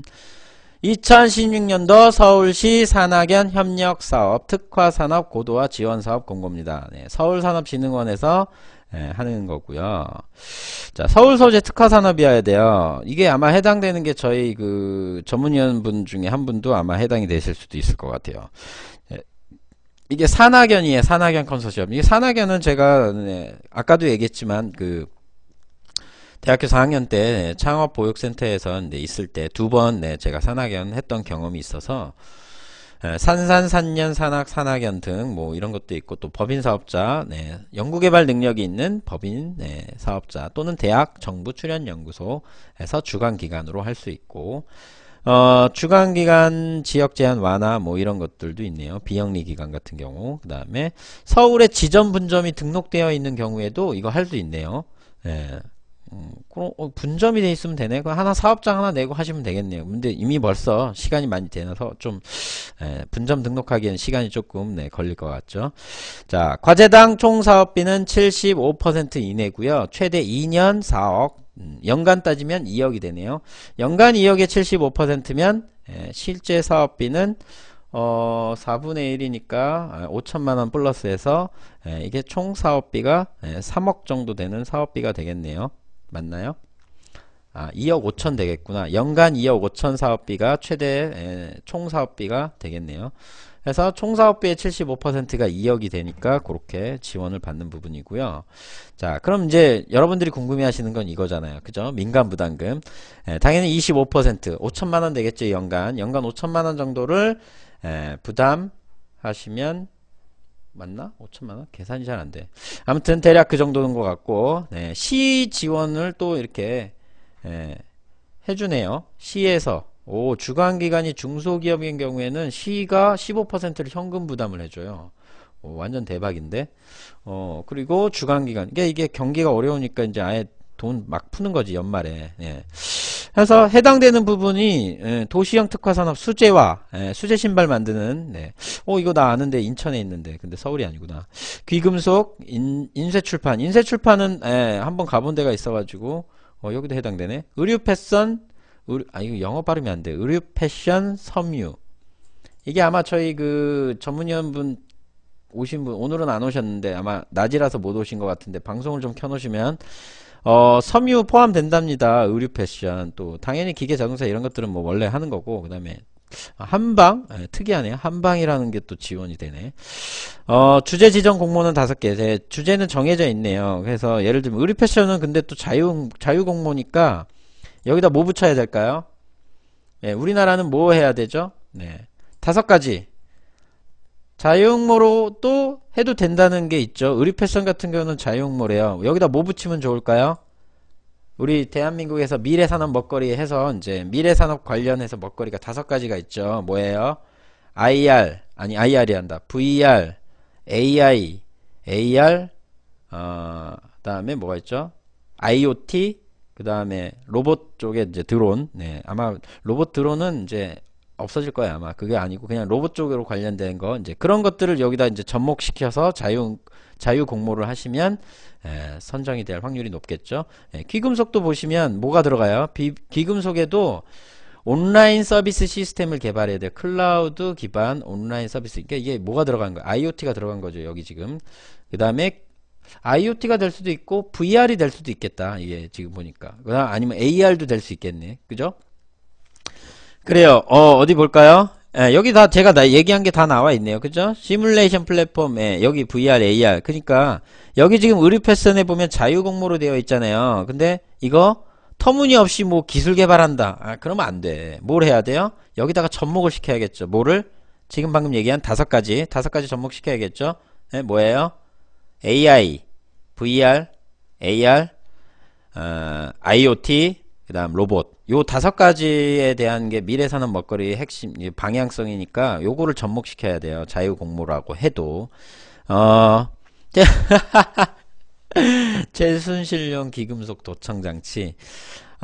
아닌데 예를 들면 지금 코오롱 스포츠나 이제 우리나라에서 이제 섬유 좀 많이 개발하는 이제 이런 대기업 쪽에서 많이 하고 있고 지금 테스트 중이고 시중에도 상품이 가끔 나와 있는 커스텀 상품들이 있는데, 그게 뭐냐면 LED 같은 거를 이 옷에다가 달아서, 물론 그 LED가 또 신기한 게 세탁기에서 빨아도 돼. 왜? 대박 아니에요? LED가 이게 옷에 내장이 돼 있는데 빨래로 돌려도 되는 그런 상품이 있더라고요. 벌써 그런 상품이 나왔더라고요. 물론 이제 커스텀 상품이라서 일반 상용화 판매는 아닌 것 같아요. 그런 게 있나 봐요. 전자섬유. 그런 게 있나 봐요. 그래서 빨래로 빨아도 돼요. 근데 그게 이제 거기 막 이 설정하는 거를 뭐 하면 옷에서 막 이렇게 글씨가 나오고 막 그런 것도 있고, 그 다음에 아직 지금 상용화가 안 된 게 스마트폰에서 이 LED를 이렇게 컨트롤하는 거, 이런 거는 아직은 안 되는 거예요. 이게 왜냐면 이제 LED에다가 컨트롤러를 연결을 해야 되니까 아직 그거까지는 안 된 것 같아요. 그래서 IoT 뭐 그런 것들 좀 연결을 시키고, 그런 거 옷 나와도 안 입고 싶다고요? 근데 생각해 보세요. 우리나라든 어디든 유행을 타면 다 그거 입어요. 뭐 하다못해 옛날 뭐 얘기하면은 서태지와 아이들에서 그 스키 복장 해가지고 겨울에 컴백홈 해가지고 나와서 가출 청소년들이 집에 갈 때 뭐 입고 가요? 스키복 입고 갔잖아요. 그러니까 유행 타면 다 입게 돼 있어요. 물론 이제 패션은 취향이기도 한데 아마 조만간 IoT 패션쇼 이런 거 하겠죠. 그래서 여기도 보면 다 그래요. 다 그런 거하고 연관이 있고, 뭐 인쇄 출판도 여기 보면 ICT가 나와 있잖아요. ICT나 IoT나 뭐 다 비슷비슷해요. ICT는 Information Communication Technology라 그래서 뭐 정보통신 기술이라고 하는데, 정보통신 기술이 거의 IoT랑 연결이 돼 있어요. 인터넷 오브 띵스에서 와이파이 인터넷 연결돼 있는 거, 이건 자체적으로 하는 그런 부분인 것 같아요. 이런 부분에서 이렇게 합니다. 그래서 추진체계는 당연히 서울시에서 하는 거죠. 전담기관, 여러분들 이 기관 이름도 좀 익숙하게 들으셔야 돼요. 전담기관, 전문기관, 전담기관. 그 전문기관하고 평가기관이 합쳐져서 전담기관이라고 해요. 그래서 서울산업진흥원에서 평가도 하고 계약도 하고 그렇게 해서 이제 전담기관이라고 이름이 붙여져 있는 거고요. 뭐 옷이 입혀지고 벗겨져 IT로 제어가 되면 해커들은 좋겠네. 그러면 큰일 나요. 네, 그러면 대혼란이 일어나요. 네, 아마 그런 시대가 되면 아마 전부 다 옷을 벗고 다니는 시대에 누드 시대가 될 거예요. 자, 주관기관, 협력기관, 네, 이렇게 돼 있네요. 네, 주관기관인데 참여기관이라고 안 하고 여기서는 또 협력기관이라는 이름을 네, 보조적으로 썼네요. 그래서 이게 이름이 바뀌었나? 아무튼 참여기관 말고 협력기관이라는 걸 같이 해서 이렇게 부문 책임자로 나눠서 이렇게 선정이 된대요. 그래서 서울산업진흥원 사이트 여러분들 한번 보시고 빅머니님은 이미 위에는 하트 하셨네요. 아, 누드 하셨다고. 100% 누드는 아니에요. 네, 아직 머리카락 남아 있어요. 협력기관이라는 정의를 여기다가 써놨네요. 협력기관은 서울특별시의 본교가 또는 분교가 소재하면서 경기도 또는 인천광역시의 본교, 분교가 소재하는 대학의 경기도 또는 인천광역시 소재 산학협력단. 우리 집 앞에 있는 인하대학교 산학협력단도 여기에 이제 협력기관으로 들어갈 수 있겠네요. 또 병원도 있네. 종합병원, 대학 부속병원. 서울시, 경기도 또는 인천광역시에 소재하는 기관. 이거 저 컨설팅 갔던 포항의 그 환경기업 거기도 할 수 있겠는데. 근데 한방 쪽이라서 그건 안 되겠다. 거기는 한방이 아니라 양약 쪽이라서 네, 일반 시중 병원이라서 해당이 안 되시겠네요. 그리고 하나 더 말씀 추가적으로 드리면은 여러분들이 그 과제, 이 기술개발 과제를 이제 접목하실 때 이런 분들이 있어요. 자기는 뭐 3월 달에 창업하니까 그때 할 수 있는 과제를 추천해 주세요. 네, 그런 터무니없는 질문들을 하시는 분들이 있어요. 과제를 잘 모르시는 분들이 그런 질문 하는 거예요. 네. 과제는 그렇게 해서 준비하는 게 아니거든요. 과제에 맞춰서 그 시기에 맞춰서 그런 것들을 준비해야지 우리 회사에 맞는 과제를 거꾸로 추천을 받기를 바란다는 거는 마인드가 좀 아직 컨설턴트로서 조금 네, 수준이 좀 부족하신 분들이 그런 얘기를 하는 거지. 그런 부분 좀 참고하시고요. 해서 뭐 대부분 이렇게 진행되는 부분에 있어서 기본적인 이런 증빙서류나 이런 것들은 다 비슷비슷해요. 그래서 기업 관련 있으신 분들이 있다면 대표님들이 만약에 어떤 그 과제, 기술개발 과제를 진행하시는 데 있어서 필요 서류를 컨설턴트가 달라고 하면 적극적으로 그걸 다 주셔야 돼요. 그래야 이제 그걸 분석해서 과제를 진행하시는 데 있어서 무리 없이 준비를 하거든요. 뭔 말인지 모르겠지만 수준은 있어 보임. 제가 이번 달 11월 달 10월 중순부터 그렇지. 뭐 대체적으로 따지면 9월 말부터죠. 네, 9월 말, 즉 10월부터 지금 한 달 반 동안 네, 제가 좀 업그레이드 교육을 또 네, 인복에 의해서 좀 네, 많이 좀 업그레이드가 됐어요. 저 나름대로. 그래서 기존에 했던 시스템하고는 좀 많이 다르다는 그런 차이를 많이 또 실제 또 경험도 하고 있고 그래서 좀 많이 업그레이드가 됐어요. 또 나름. 네. 6개월마다 업그레이드가 되네. 네. 공부를 하지 말라. 또 교육을 받으셨어. 제가 얘기하는 공부라는 건 이론 교육을 말하는 거예요. 네. 오해하시는 수도 있는데 이론 교육. 하다못해 예를 들면 뭐 제가 지금 외부 다른 전문위원하고 활동하고 있는 것들 중에 하나 말씀을 드리면 뭐 어떤 소상공인 대출에 대해서 이렇게 만약에 이제 융자가 필요해서 이제 정보 요청이 들어왔을 때, 인터넷 사이트만 찾아보고, 그거에 기준에 해가지고 그것만 딱 정보를 주는 사람들이 있어요. 그건 그런 공부하지 말고 전화를 해야죠. 어디다가? 콜센터에 전화해서, 현실적인 상황이 어떻게 돼 있는지에 대한 그런 것들을 하라는 거죠. 그게 이제 체험으로 인해서 공부하는 거 그런 걸 하시라는 거예요. 그러니까 뭘 해야 돼요? 이론을 알고 계셨으면 시도를 하셔야 돼요. 행동을 하셔야 돼요. 행동. 네, 뭐 책상에 앉아서 회의하고 같이 뭐 어떤 정보 교환하고 그런 거 하지 말라. 그런 쓰잘데기 없는 시간을 보내시는 동안에 현실적으로 직접 가서 필요한 서류들을 챙기시고 또 그쪽 관련 기관에 전화를 하시고 방문하시고 그 담당자와 커피를 마시면서 뭐 커피 안 주면 뭐 맹물이라도 네, 생수라도 마시면서 어떤 현실적인 이야기들을 좀 이렇게 해서 하시라고. 그게 이제 공부가 아니라는 거죠. 그건 공부가 아닌데 공부에 포함은 돼요. 맞아요. 네, 제가 말하는 공부라는 건 그냥 책 속에 나와 있는 이론만 공부하지 말란 얘기예요. 네. 왜냐면 제가 또 다른 거 하나를 했다가 한 2주 동안 고생을 했다가 서류 한 장이 없어서 2주 동안 고생했었는데 그 서류가 준비가 되는 순간 그 일 처리가 1분 만에 끝났다는 거죠. 예.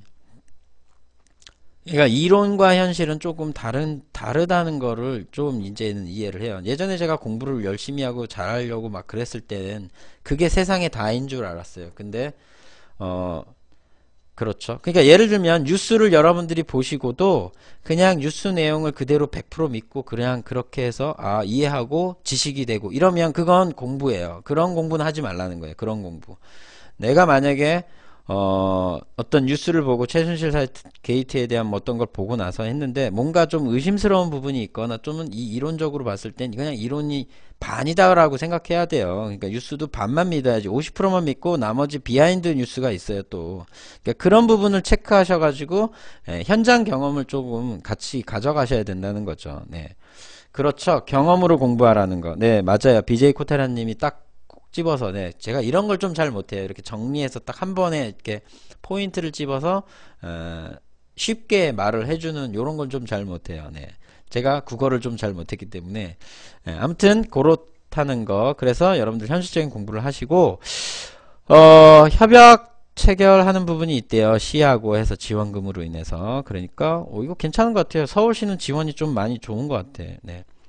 뭐 당연히 뭐 세금 체납하고 이런 건 안 되는 거고요. 다음에 여기 보시면, 그리고 하나 더 말씀드리는 게, 여러분들이 이제 방송을 보시고 하시면 가끔씩 여기 보시면 이런 게 나와요. 제가 하나 체크해 드리면 중소기업이란 이렇게 해서 쭉 뭐 설명이 나오잖아요. 중소기업 기본법 제2조 1항 및 3항 같은 법 시행령 제3조 중소기업 범위에 따른 기업을 말함. 이렇게 보면 여러분들이 어떻게 하셔야 돼요? 대법원 법령정보 사이트에 들어가셔가지고 중소기업 기본법 이 항을 찾아서 보셔야 돼요. 그게 공부예요. 이론 공부를 해서 이 내용만 보고, 지금 공고문만 보고 이렇게 해서 이 내용이 이렇구나 이것만 보시는 건 공부가 아니에요. 그거는 이론 공부. 그러니까 그런 이론 공부를 하지 말고요. 이렇게 나와 있는 이 내용들을 직접적으로 알아보시고 확인하시고 찾아보시고, 또 이거하고 연관된 다른 것들이 있어요. 분명히 제가 찾아보니까 상당히 그런 것들이 연관관계가 상당히 많더라고요. 특히 법이 굉장히 꼬여 있어요. 그리고 세부적법. 그러니까 법 공부한 사람들 정말 이걸 다 모를 것 같아. 내가 볼 때도. 그러니까 그 사람들도 하다못해 변호사도 변호사실에 법책들 쫙 멋지게 깔아놨잖아요. 그게 폼으로만 깔아놓은 게 아니라 자기도 어떤 의뢰가 들어오면, 변호의 의뢰가 들어오면 자기도 찾아봐야 되기 때문에 그렇게 갖고 있는 거예요. 근데 뭐 지금은 인터넷 시대이기 때문에 굳이 그거 안 해도 되는데, 네, 그건 완전 폼인 거네. 네. 진행 절차는 당연히 다 똑같아요. 이 매뉴얼을 여러분들이, 그리고 컨설팅 하시는 분들은 이 매뉴얼을 좀 잘 보세요. 자, 공모가 되면 신청서를 접수해요. 그 다음 뭐래요? 사전검토라는 걸 하죠. 여러분들도 컨설팅 하실 때 사전검토를 하셔야 돼요. 저는 여기를 건너뛰고 이 평가 결과 최종 공지 이거를 먼저 했었어요. 처음에 할 때. 그래서 요즘 제가 배우고 있는 게 요 매뉴얼 절차예요. 그래서 사전검토를 하시고, 다음에 내가 컨설팅을 할지, 또는 이제 예를 들면 여기는 이제 뭐 선정해서 사업을 할지 말지를 결정하겠죠. 근데 우리 컨설턴트들은 어떻게 해야 돼요? 그 기업을 컨설팅을 감당할 수 있을지 없을지, 또는 감당이 된다면 어떻게 해야 될지, 어떤 사람들과 해야 될지, 어디랑 해야 될지, 뭐 어디랑 해야 될지 모르면 그냥 전화해요. 코테라 협회랑 같이 하면 돼요. 그리고 여기 정책위원회인데 우리 코테라에는 뭐예요? 전문위원단이 있죠. 또 스폰서도 있고 협회장님도 계시고, 그래서 이 정책위원회에서 협약을 하고 진행을 한다는 거죠. 그래서 이 선정평가에 대한 결과를 여러분들은 그냥 선정 아니면 뭐 거절 이것만 하셔야지, 뭐 선정되면 뭐뭐뭐뭐 해주겠다. 특히 뭐 이런 얘기를 자꾸 드리면은 좀 미안하긴 한데, 법인보험사나 이런 데 있으신 분들이 VIP 고객 서비스를 한다고 하시는 분들은 이 프로세스를 좀 막 뒤죽박죽 섞어놔서 막 해요. 그래서 계약이 잘 안 돼요. 물론 저도 어려웠지만, 저도 많이 그랬었고, 지금도 그랬던 기업들이 다 그런 계약이 어려웠지만, 이 매뉴얼 프로세스를 적용하시면 계약이 돼요. 그걸 제가 지금 하나 또 내일 또 하는 게 있고, 그렇다 보니까 여러분들도 이 프로세스에 대한 이해를 몇 번 겪어보시면 이 프로세스의 힘이 굉장히 크다는, 이 프로세스라기보다는 이제 매뉴얼이라고 또 이제 하시는데, 매뉴얼에 대한 힘이 굉장히 크다는 걸 여러분들도 아실 거예요. 자, 사전검토 12월, 선정평가 12월, 다 12월에 해요. 왜? 올 연말까지 이 돈 다 써야지만 대한민국 정부에서 이 예산 배정을 해주니까 그렇겠죠? 자, 그래서 대체적으로 12월 말일까지예요. 30일까지니까 앞으로 한 2주 정도 남았으니까 여러분들 이 공고문 보시고 다시 한번 확인해서 꼭 12월 달 신청하실 수 있는 분 하시고, 혹시나 또 그 컨설턴트 분들이 있으시면 이 프로세스 매뉴얼에 대한 부분을 조금 잘 모르시겠다 이걸 봐도, 그러면 전화하세요. 저한테 전화하세요. 010-5633-5516, 또 협회에 전화하세요. 02-572-8520. 또 저희 그 협회 전문위원 분들 같은 경우는 쪽지로 또 그룹웨어를 통해서 또 협회장님한테도 질문하실 수도 있으니까 이 매뉴얼에 대한 부분을 좀 잘 정리를 하셔서 배워 놓으시면 방향이 확실히 바뀌어요. 그걸 제가 경험하고 있고 여러분들도 같이 좀 하시면 좋겠다고 생각이 들고요. 협회로 오셔서 요 프로세스 꼭 만드시면 좋겠습니다. 그래서 오늘 마지막으로 핵심 사업 정책과제 말씀드리는 건 2016년도 서울시 산학연 협력사업 특화산업 고도화 지원사업 공고, 오늘 말씀드린 거 마지막으로 말씀드리고요. 오늘 방송 여기서 이제 끝내야 될 것 같습니다. 오늘 생각보다 10시쯤에서 오늘 방송이 다운돼 가지고 조금 시간이 더 많이 됐네요. 그래도 다시 또 들어와 주셔서 감사드리고요. 그래요. 맞아요. 깨달음. 그런 게 좀 있었어요. 맞아요. 정말, 많이 깨달았어요. 진짜.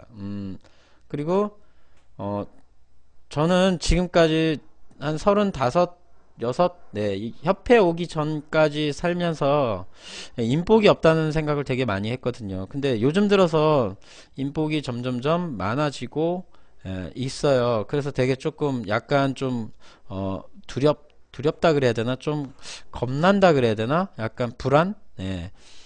너무 갑자기 많은 복들이 들어오니까 왜 그런 거 있잖아요. 너무 자꾸 갑자기 막 잘 되고 그러면 이거 괜히 나중에 뭐 더 큰일 있는 거 아니야? 하면서 이제 그런 부분.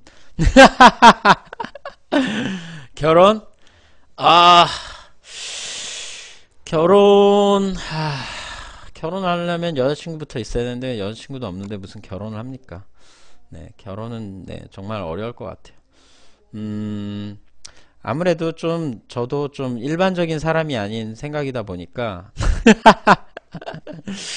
네, 이거 혹시 녹화하시면 카운트 해주세요. 저 방송 이제 마무리할 거니까요. 마무리 카운트 안 해주시나? 관리자님 마무리 카운트 해주세요. 벌써부터 여기저기서 또 전화가 막 오네요. 이제 가야 돼요. 그래서 오늘 바빠요, 되게. 오늘도 바쁘고, 다음 주도 굉장히 주중에 많이 바쁩니다. 여러분, BJ 코테라였고요. 정실미 카페 꼭 보셔서 확인해 주시고요. 오늘 방송, 많이 많이 들어와 주셔서 감사드리고요. 저희 한국기술개발협회로, 과제 관련해서 궁금한 사항 있으면 전화로 문의하셔도 됩니다. 오늘 늦게까지, 방송이 다운됐는데도 들어와 주셔서 감사드리고요. 다음 주도 목요일 10시에 봐요.